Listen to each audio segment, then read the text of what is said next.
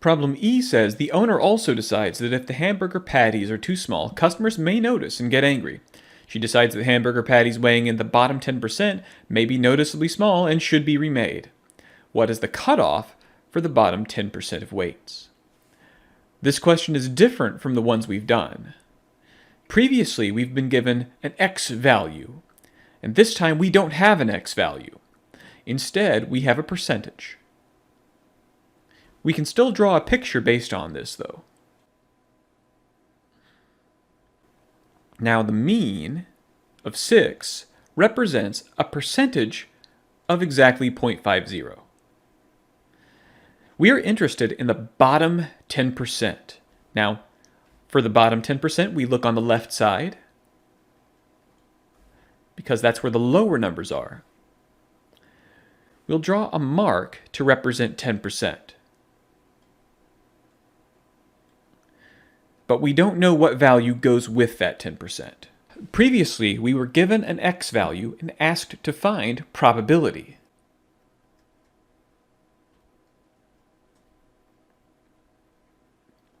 And to do this, we used Norm.dist. In this case, we don't know the X value, but we do know the probability.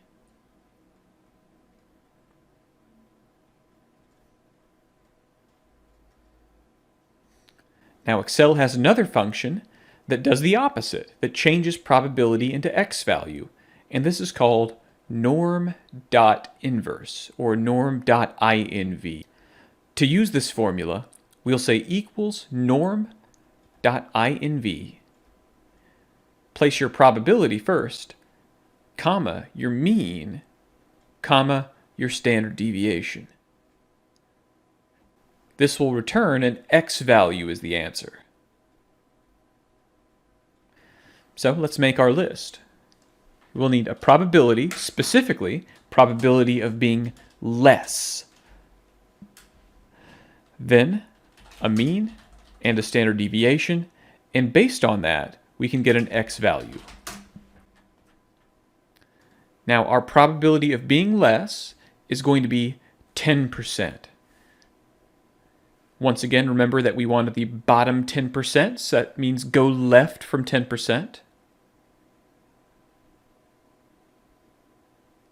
So that 0.10 or 10% represents this red area I've shaded. We'll say 0.10 there, a mean of 6, and a standard deviation of 0.4. Now to get the X value, we'll say norm inverse.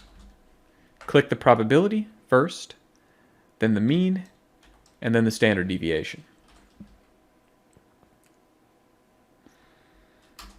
When we press enter, the bottom 10% cutoff is 5.487. This will be our answer for part E. Problem D says, the owner of the restaurant does not want to accidentally use too much beef in the hamburgers because they may run out. She decides all hamburger patties weighing in the top 5% should be remade. What is the cutoff for the top 5% of weights? Once again, we can draw a picture. We'll mark the mean at 6 and 0.50.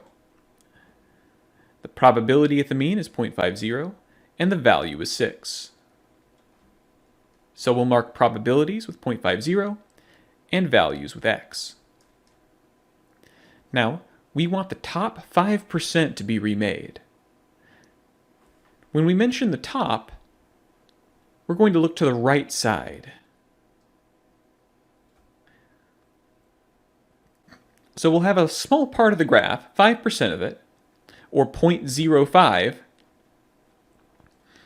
on this right side of the graph. We can refer to this as P greater. So we want the probability of being higher than this green mark on the graph to be 0.05. Now, the thing is, in Excel, we can't actually use P greater. Excel will always use P less in its formulas.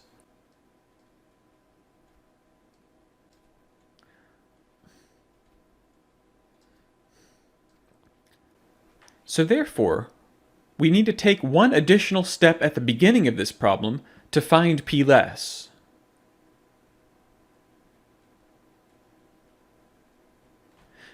Now to get p less, we always take 1 minus p greater. So the area we're actually interested in here is this area I'm marking in purple. This area will be 1 minus 0.05, which is 0.95. Now, if you don't want to do that math by hand, we can always start by entering p greater into Excel. Not every problem will have a p greater, but if they mention a top percentage, that is going to be p greater. Our p greater is 0.05, and then we can find p less, the probability that we are actually allowed to use in Excel, by saying equals 1 subtract the p greater. When we press enter, our p less is 0.95 indeed. Now remember, for norm inverse, the other things we need to collect are these. We'll need p less in particular, comma the mean, comma the standard deviation. Now, we have p less, but let's also get the mean and the standard deviation. Based on that, we'll get an x value. Our mean is still 6, our standard deviation is still 0.4, and then to get the x value, we use norm inverse. So, say equals norm inverse.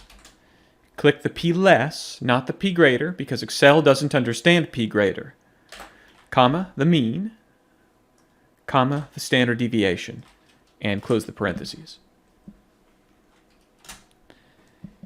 When we press enter, we get that the value that corresponds to this probability is 6.658. That will be our final answer for problem D.